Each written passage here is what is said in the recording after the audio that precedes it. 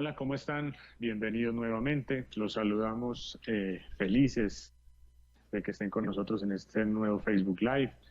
Hoy jueves 18 de junio. Muchas gracias por conectarse. Espero que esta horita en la que estemos conversando sea muy grata para todos ustedes. Hoy tenemos un invitado muy especial. Recuerden que este live es semanalmente con temas de interés para que ustedes desde sus unidades productivas los aprovechen mucho y para que obviamente todos estos temas redunden en el éxito de su negocio. Hoy tenemos a un invitado muy especial. Él es Jesús Delgado, especialista en marcas. Jesús, ¿cómo estás? ¿Cómo te ha ido? Ricardo, muy bien, gracias a Dios. Excelente, ¿tú cómo Qué estás? bueno. Bienvenido, muchísimas gracias por estar con nosotros. Jesús, para los que no lo conocen, Jesús es participante en el Laboratorio de Innovación de Ruta N, ha desarrollado productos para marcas de consumo masivo como aliado comercial partner de IBM y HubSpot Venezuela, participante como organizador de SIC 2019 Techstar en Colorado, Estados Unidos, diseñador tipográfico myfonts.com, asesor de marca de startups asociadas a la organización no gubernamental Startup Venezuela y docente unitario. Una hoja de vida bastante amplia que seguro con todo su conocimiento estará poniendo muchas herramientas para que nos reinventemos desde la marca al servicio de todos los microempresarios y las personas que se conectan. Así que bienvenido, Julio. Bienvenido y iniciemos con una pregunta que ayer estábamos conversando cuando nos conocimos, y es en estos tiempos de pandemia, básicamente cómo predecir las tendencias, a la hora de reinventar esa marca. Bienvenido nuevamente. Gracias, Ricardo, nuevamente. Bueno, para responder tu pregunta en cuanto a cómo predecir las tendencias, pues es muy importante observar, ¿sí? Saber observar lo que están haciendo las grandes marcas en nuestros sectores. Entonces, viendo lo que están haciendo las grandes marcas, las marcas que marcan la pauta en nuestros sectores, pues nos pueden dar una idea de hacia dónde va el mercado, ¿sí? Es una de las maneras más sencillas.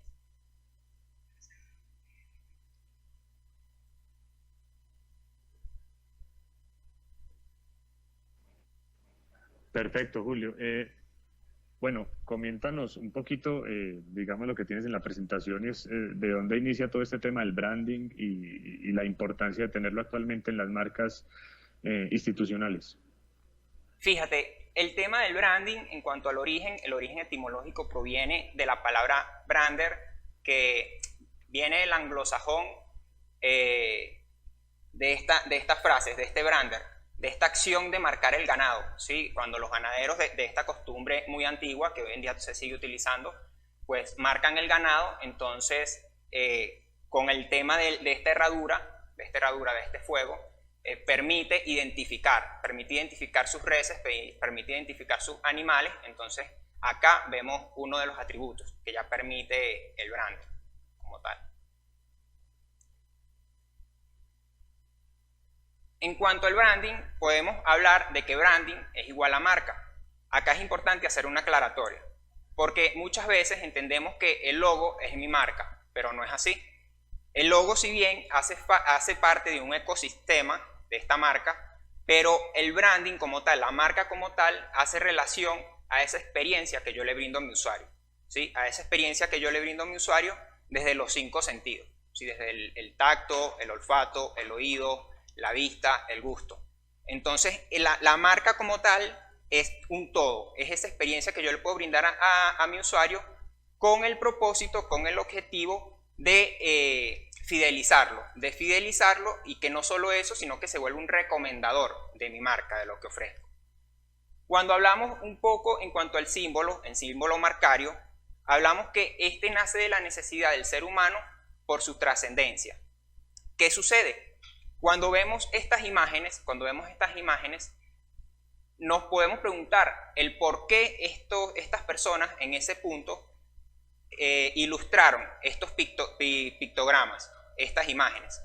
Y la respuesta es simple. Oye, necesitaban dejar plasmado ese conocimiento con el objetivo de hacer trascender esa manera de caza, Porque si simplemente no trascendían ese conocimiento, si no lo pasaban en generación, pues no iban a ser ellos los cazadores, sino que iban a ser ellos los cazados.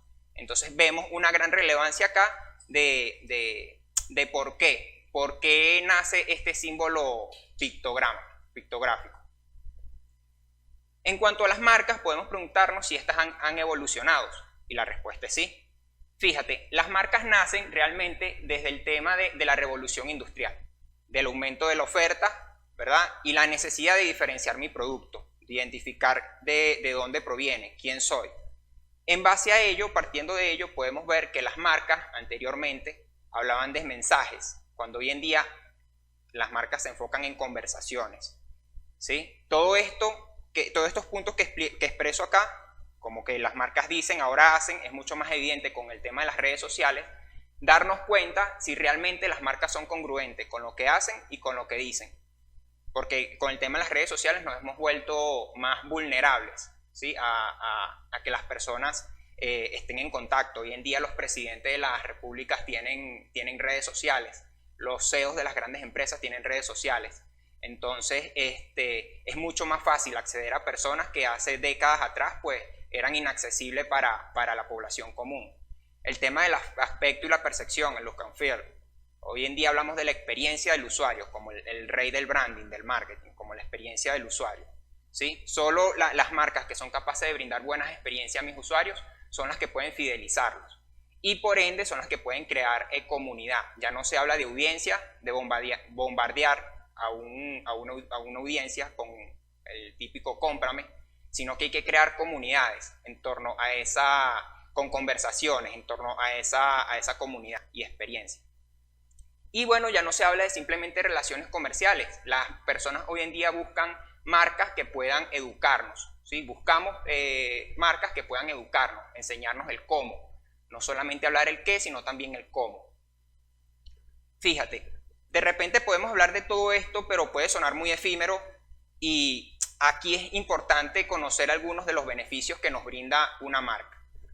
Uno de los primeros beneficios, de los más arraigados, es que la marca nos indica procedencia, ¿sí? De dónde proviene este producto o este servicio, de qué marca proviene, de qué industria proviene. Permite crear vínculos a largo plazo con los usuarios, algo bastante importante.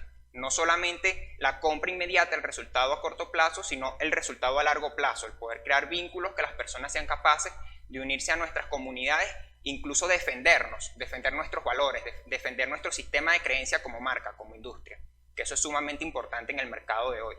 Y por consecuente, generar una repetición de compra, que las personas se fidelicen y repitan esa compra, incluso cuando sean productos nuevos provenientes de esa marca. Cuando la marca posee un buen prestigio, pues los usuarios están dispuestos a pagar de más por ese producto, por lo que ofrece, y a recomendar nuestros productos. Y por consecuente también pues diferenciarse de los competidores, que es sumamente importante, porque si no pues nos volvemos un commodity, y si no aportamos un real valor a nuestros usuarios, pues los días en el mercado están contados, ¿sí? Fíjate, una marca desconocida es algo sin valor, y lo muestro con esta imagen. Creo que acá, de los que estamos en este live, ninguno estaría dispuesto a pagar por esta botella de agua si nos las presentaran de esta manera. Y si estuviéramos dispuestos a pagar, de repente sería algo muy significativo. Porque realmente esta botella de agua con esta presentación pues no nos inspira confianza. No nos inspira confianza, incluso nos genera dudas si realmente viene de alguna industria o algo, o fue que alguien simplemente embotelló el agua en casa y la está ofreciendo en el mercado, ¿sí? Entonces es sumamente importante, al igual que acá. O sea, vemos empresas que hoy en día se basan en un prestigio que han creado en esas comunidades, y se puede generar un debate bastante interesante en por qué elegir esta marca y por qué no la otra, ¿sí? Los defensores de las comunidades acá pueden generar un debate muy interesante gracias a que estas marcas se han encargado de generar esas comunidades a largo plazo, y nos permite incluso pues aumentar nuestros productos por encima, o sea, no competir por precio, no competir solo por precio, sino por competir por una manera de ser, competir por un significado, competir por una sensación de pertenecer, por ese tema de cultura, de cultura, de tribu. Fíjate, ahora acá, ya que hemos hablado un poco sobre el qué, hemos hablado del origen etimológico, es importante también hablar del cómo. ¿Sí? Muchas personas son un poco reservadas en cuanto a hablar del cómo, pero en mi caso pues siento que el conocimiento es universal y más hoy en día en la era del internet que vivimos. Y bueno, para trabajar en cuanto al tema del branding y trabajar una buena gestión es muy fácil, es muy importante dividir estos pasos en cuatro fases. Una primera fase es el tema del reconocimiento. Tenemos que tener muy en claro cuál es el problema que le vamos a resolver a mi cliente o a mis usuarios realmente. No es diseñar para el cliente, es diseñar para el usuario. El usuario tiene que estar en el centro de esa rueda y nuestras soluciones deben girar en torno a ese usuario, las experiencias que le vamos a brindar. ¿Sí? Entonces, una vez detectado ese problema, hablamos de una solución posible o de las soluciones posibles y hablamos de los arquetipos, al igual que el análisis del mercado, parte del punto número 2. Es decir, si esa solución que estamos diseñando, ¿verdad? Si existe mercado para esa solución, ¿sí? De repente acá en Colombia, al igual que en Venezuela, tenemos la cultura del tostiarepa.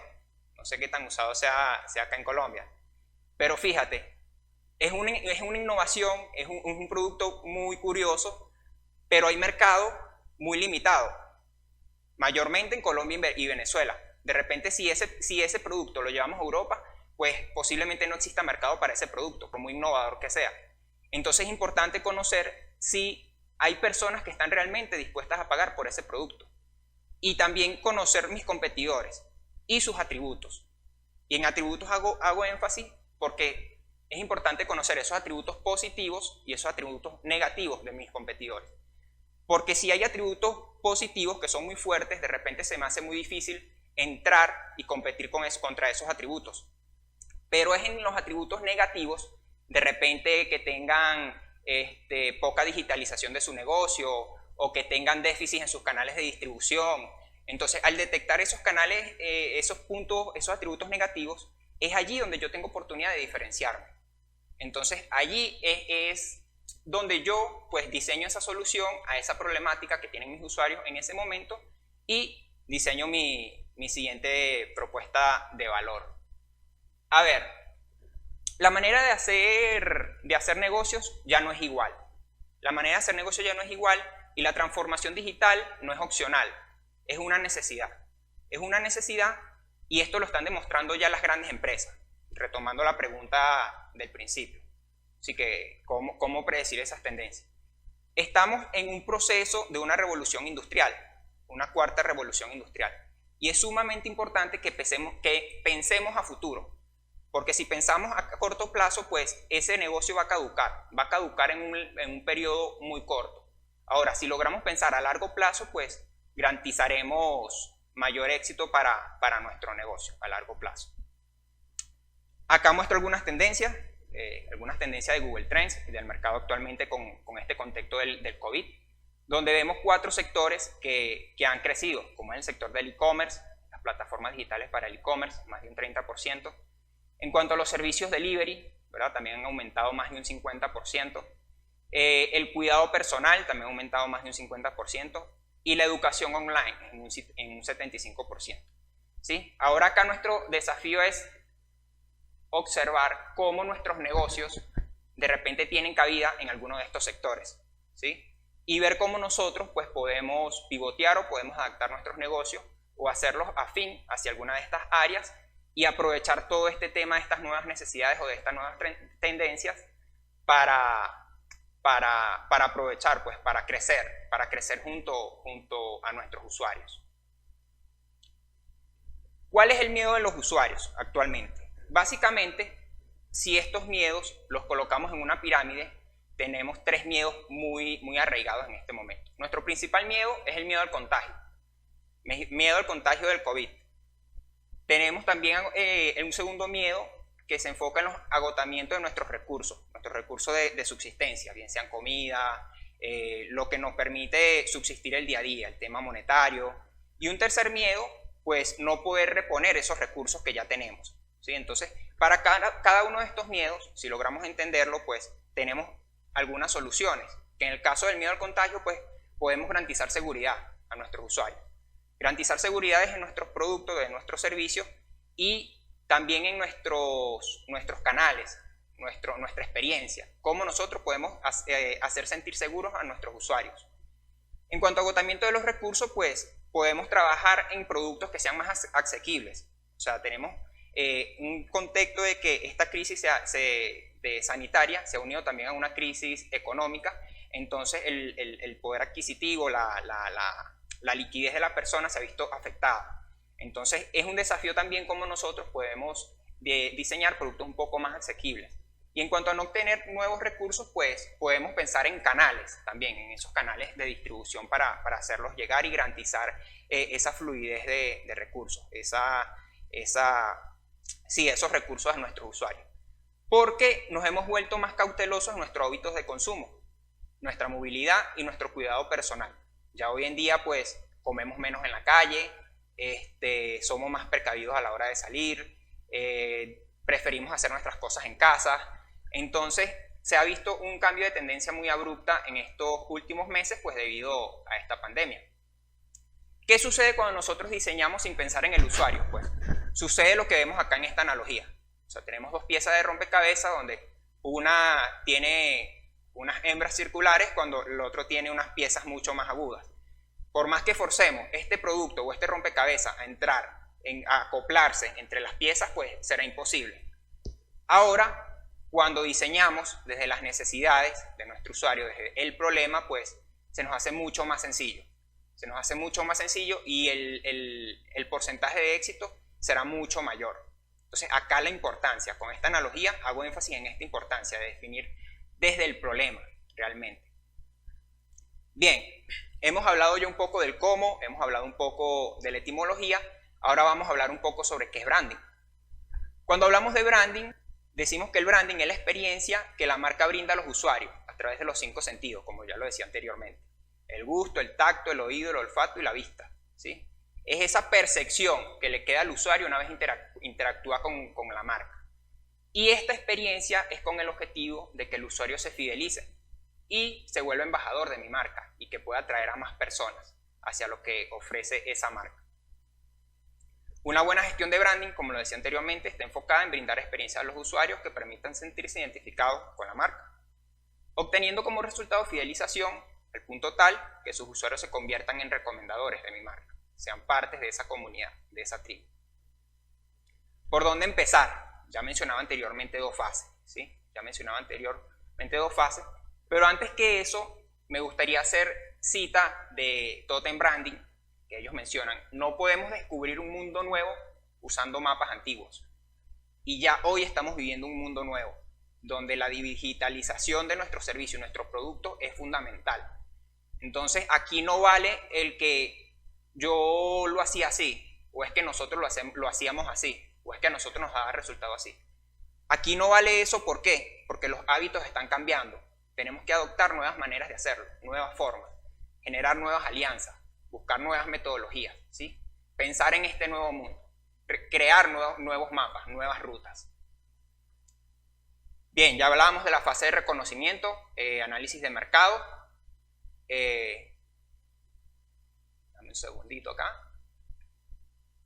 Fíjate en esta imagen y hablo un poco de la capacidad de pivote, de nuestros negocios, ¿verdad? Y esta es una agencia de viajes colombiana, Viva Colombia, que me pareció muy curioso lo que hicieron. A una semana de la cuarentena, cuando cancelaron los vuelos, Viva Colombia inmediatamente pues cambió su flota a trabajar con personas, a trabajar con productos, a transportar medicina, a transportar alimentos. Entonces es esa capacidad de adaptación la que necesitamos en este momento, ¿sí? Y no solo eso, es también el permitirnos y el ser flexibles, porque no vale de nada tener a grandes personas creativas en nuestros equipos, personas con ideas geniales, pero cuando los líderes son herméticos, pues lamentablemente ese talento se está desperdiciando. Entonces debemos permitirnos también,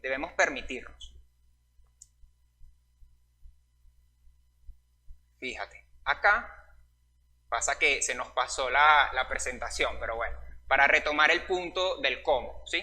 Hablamos un poco de la propuesta de valor.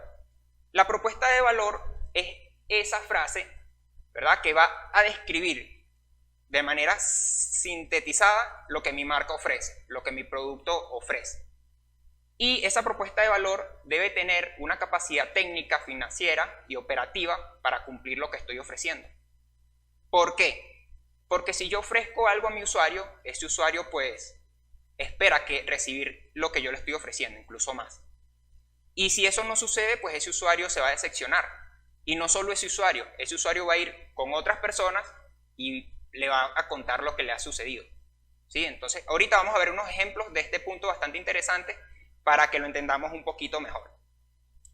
Y por último, en el punto número 4, es un tema de prototipado. Es un tema de prototipado porque el prototipar nos permite validar ideas. Nos permite saber qué está bien de esa idea que tenemos y qué podemos mejorar. Y no solo eso, sino que nos permite ahorrar costos en desarrollo y nos permite también optimizar tiempos, ¿sí?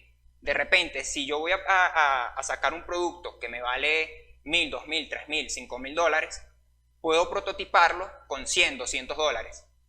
Y una vez prototipo, me permite validar si esa idea está correcta, qué ajustes debo hacer, si necesito un segundo prototipo o ya pasar directamente a un producto final, acabado. Entonces son las ventajas de estas metodologías ágiles. Son metodologías que tienen décadas en el mercado, ¿sí? No es algo de inventar el agua tibia, acá no estoy inventando el agua tibia.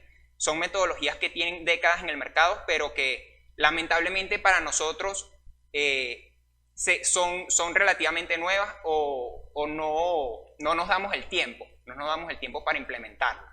Entonces es importante lo que mencionaba anteriormente, el permitirnos a innovar en nuestros procesos. Bien, cuando hablaba del tema de la fase de reconocimiento, ¿verdad?, hablar un poco sobre el problema lo podemos detectar a través de una tormenta de ideas, palabras claves, frases claves que describan ese problema, esas frustraciones que me causa el problema, esas malas experiencias, ¿sí? Identificar los generadores del problema, quiénes los generan, si son entes políticos, si son entes gubernamentales, si son temas económicos, demográficos, ¿sí? ¿Quiénes son los afectados? ¿A quiénes afecta? A la población común, al sector empresarial, a estudiantes, a los peatones, y sustentar ese problema con estadísticas, porque eso nos va a hablar también qué tan presente está el problema en el común, ¿sí? Si otras personas lo han detectado anteriormente, o es un problema nuevo que estamos detectando, o simplemente no es un problema también, ¿sí? Para análisis del mercado, esta herramienta muy famosa entre nosotros los creativos, los que trabajamos con branding, el mapa de empatía. Hablar sobre este mapa de empatía es hablar sobre el usuario centrado en el problema. Es decir, ¿qué es lo que ve el usuario acerca del problema en su entorno? ¿Qué dice y qué hace cuando está en contacto con ese problema? ¿Qué es lo que oye de otras personas? ¿Qué piensa y qué siente cuando tiene ese problema? ¿Cuáles son los esfuerzos que tiene que hacer ese usuario para superar ese problema? ¿Cuáles son los resultados que espera al superar ese problema o una vez superado ese problema? Y para hablar de competidores, podemos generar este cuadro comparativo donde colocamos varios competidores o referentes de otro sector que nos permite ver cómo ellos están solucionando problemas similares y comparar tanto su propuesta de valor como sus atributos, lo que te mencionaba anteriormente, Ricardo, ¿sí? Y en cuanto a los atributos, pues vemos los positivos y los negativos, los que nos van a permitir, los que nos crean barrera de entrada y los que nos van a permitir diferenciar. Y también analizar un poco su modelo de ventas y sus canales. La propuesta de valor, pues hablamos de un requerimiento mínimo, es decir, esa propuesta de valor es segura, es confiable, es eficiente. Y en cuanto a los atributos, ¿sí? Los atributos que mencionaba, los que nos van a permitir diferenciar. Y el tema emocional, porque hoy en día también nos hemos vuelto más emocionales. Claro, con esto de la crisis tenemos un poco más balance entre lo racional y lo emocional, pero lo emocional tiene también mucha predominancia con todo esto. Entonces es importante también que nuestras marcas hablen desde lo emocional y que eso emocional pues lo justifiquen con lo racional. Debe haber una complementariedad allí. Vemos algunos ejemplos de propuestas de valor. Fíjate en el caso de Airbnb, es una propuesta de valor bastante curiosa. Habla de nuestra casa es tu casa, el tema emocional. Alquila espacios únicos y alójate con anfitriones de más de 190 países. Pero ¿qué sucede? Esta propuesta de valor hoy en día no tiene validez. Nadie está viajando. Nadie se va a arriesgar a alojarse en un lugar fuera de su casa, así por así. Pero ¿qué está haciendo YRTN? Y YRTN está pivoteando su negocio hacia la educación. Ellos hoy en día están apostando a experiencias digitales, a la educación, con toda esa base de datos. Entonces ya esta propuesta de valor ya queda en un segundo plano. Ahora se enfocan en el tema de la educación. Vemos el caso de Uber, tu viaje en un solo clic, transporta en minutos con aplicación de Uber. Y Netflix, ve películas y series cuando y donde quieras. Si analizamos estas propuestas de valor con su modelo de negocio, su capacidad técnica, financiera, ¿verdad? Y operativa, realmente pueden cumplir con ella. Realmente pueden cumplir, incluso en ocasiones pues pudiésemos decir que pudiesen superarlas también, que es a donde tenemos que apuntar, a superar esas expectativas de nuestros usuarios. Y en la fase de prototipado, pues un prototipado es una versión ligera del producto o servicio real, donde se ponen a prueba las partes cruciales de este. Es como el cuerpo humano, es decir, cerebro, corazón y riñón, los órganos más vitales. Eso es lo que vamos a usar para nuestro prototipado. ¿Cuáles son esos factores claves que van a permitir que mi producto salga al mercado? Eso es lo que vamos a prototipar. Y bueno, es la manera rápida y económica para encontrar lo que no funciona y para invertir tiempo y dinero en las soluciones que sí funcionan, para optimizar. Algunas de las herramientas que podemos hacer, pues un test A/B, ¿sí? Podemos usar dos productos, dos prototipos y probar qué funciona en qué no funciona en y luego pues complementar lo que funciona del uno y del otro para crear un único producto. Un juego de roles desde la parte del usuario y de la parte del servicio al cliente. Temas de usabilidad, entrevistas, esto es muy importante, hacer entrevistas a nuestros usuarios, involucrar al usuario final en nuestros procesos creativos, pues el usuario, una cosa es pensar como creativo y otra cosa es pensar como usuario. Es muy importante el feedback, a mí en lo particular me encanta el feedback, creo que es lo que nos permite crecer realmente como profesionales y como seres humanos, y el feedback es crucial de nuestros usuarios. Y bueno, una malla receptora de información donde nos permite recopilar toda esta información. Son algunas de las dinámicas, existen muchas más, pero son como que las más básicas con las que podemos comenzar. Vemos un ejemplo, el ejemplo de Wii, Nintendo, su prototipo para el Wii. Fíjense que no es algo sumamente acabado, incluso se ven las placas acá con las soldaduras por fuera. O sea, es un tema de abaratar costos y de validar mi idea con los recursos que tengo a la mano. Entonces esto es sumamente importante, el permitirnos equivocarnos, pero que el equivocarnos sea barato. Para eso es el prototipo, ¿sí? Ya una vez validemos esas ideas, lo que funciona y lo que no, pues avanzamos ya con el producto final.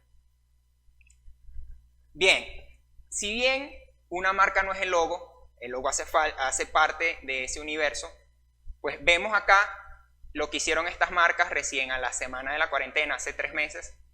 Inmediatamente cuando anunciaron todas estas cuarentenas, las marcas inmediatamente se anunciaron con eslogan y con unos rediseños bastante curiosos adaptados al tema del COVID, donde hablaban de distanciamiento, que stay on home, quédate en casa, no lo hagas.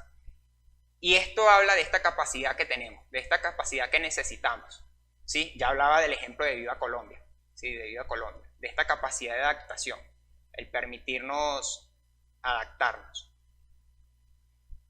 Ok, Ricardo, ya hasta acá pues lo que tenía para compartirles. Estamos todavía a tiempo de reinventar nuestra marca y de conservar lo que hasta ahora hemos logrado, ¿sí? A las personas que participaron en este live, que nos escuchan, los invito pues a que se puedan poner en contacto con Microempresas Colombia, con mi persona. Me pueden conseguir en mis redes sociales como Jesús Delgado Diseño o a mi WhatsApp. Me gustaría hacerles llegar esta presentación, ¿sí? Y cualquier duda que tengan, si desean trabajar en sus proyectos, pues me pueden contactar. Les quiero regalar una asesoría gratuita para que puedan pues hablemos un poco sobre las posibilidades de su negocio, de su empresa, de su marca, y ver pues cómo se pueden idear soluciones ante este contexto.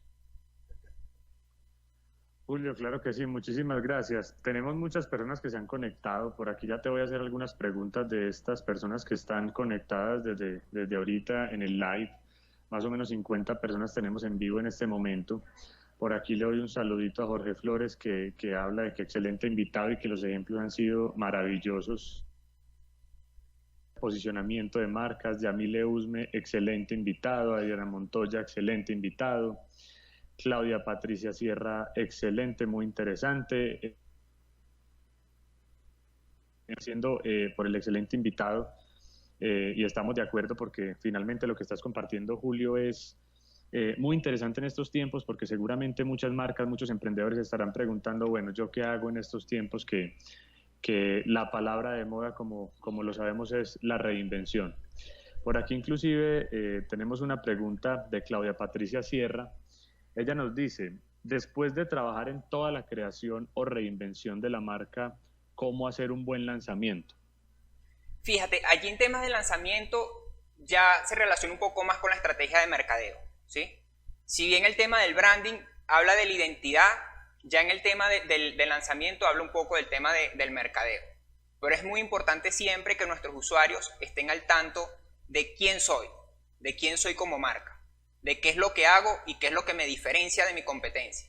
Entonces, esos son puntos muy importantes que siempre debemos estar recalcando, porque solo así vamos a permitir al usuario que reconozca cuáles son esos atributos, cuáles son esos factores que nos hacen especiales en el mercado, ¿sí? Entonces, también escucharlo, abrir canales para que los usuarios puedan darnos ese feedback, ¿sí? de qué tal lo estamos haciendo, ¿sí? Esos canales de escucha activa son sumamente importantes.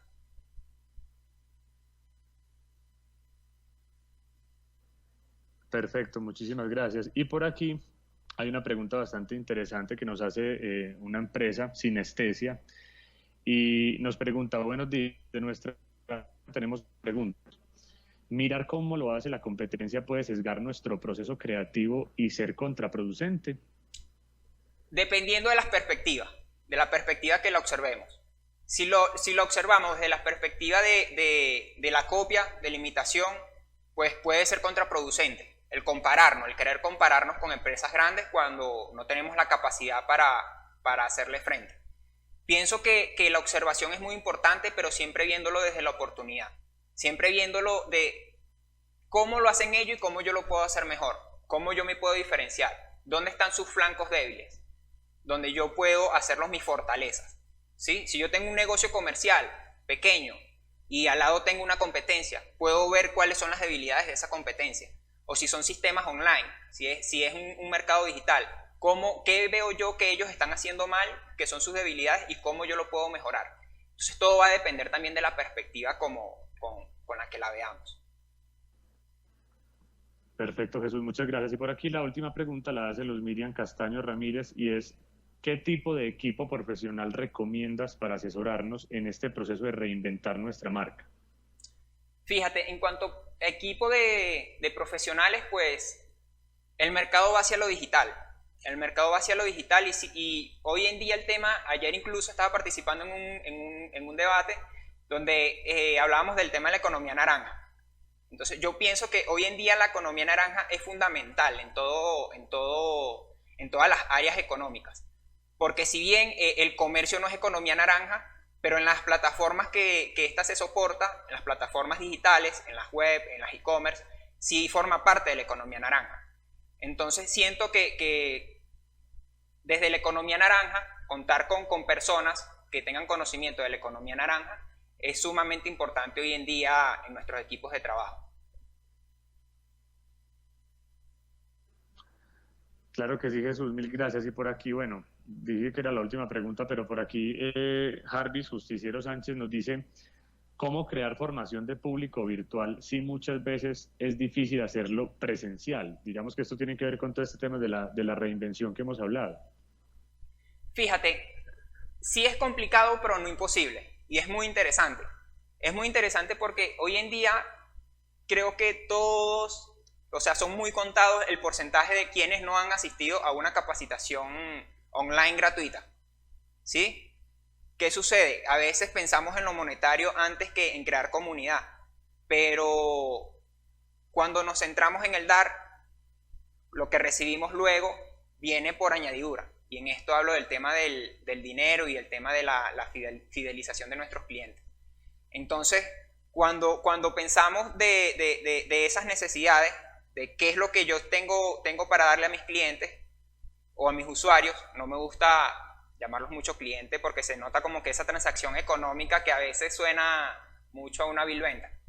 Pero cuando pensamos siempre en cuanto a las necesidades y hablamos desde el dar, los resultados se van a dar. Los resultados se van a dar y facilitar esos canales para que las personas estén al tanto de lo que siempre estamos haciendo. Perfecto, Jesús, muchísimas gracias. Recuerden que nos está regalando Jesús una asesoría gratuita en este tema de la reinvención y el diseño de la marca. Aquí en pantalla pueden ver los datos, cómo lo encuentran en las redes sociales, pueden ver su WhatsApp, su celular, así que tómenle una fotico a la pantalla, anoten el número para que lo estén contactando próximamente. Jesús hace parte del proyecto que Microempresas de Colombia ejecuta con la OIM. Así que Jesús, muchísimas gracias por hacer parte de este espacio, por hacer parte de este proyecto, por creer en lo que hacemos. Muchísimas gracias por todo este conocimiento que fue sin duda alguna muy importante, aportadas personas que se conectaron. Recuerden que este live queda grabado en nuestra página de Facebook y lo estaremos subiendo próximamente a nuestra página de YouTube. Así que muchísimas gracias a todas las personas que se conectaron, que compartieron, que comentaron el Facebook Live. Jesús, muchísimas gracias. Ricardo, gracias. Me gustaría agradecerle a Microempresas realmente por la oportunidad, a USAID y a la OIM, pues ahorita actualmente formo parte de la población migrante acá en Colombia y pues gracias a todos ustedes que han brindado ese granito de arena, pues esto se ha hecho posible, a las personas que me han apoyado incluso desde Venezuela, familiares, organizaciones, Startup Venezuela, la organización del ecosistema emprendedor de Lara, de mi estado. Gracias a todos realmente y bueno, estamos para servirles realmente. Claro que sí, Jesús, muchísimas gracias y como lo dijiste, muchísimas gracias también a nuestros aliados, a los que creen en nosotros, también como un aliado muy importante local, a OIM y a USAID en todo este proceso de formación con población migrante venezolana. Muchísimas gracias a todos y feliz resto de día. Hasta luego. Hasta luego.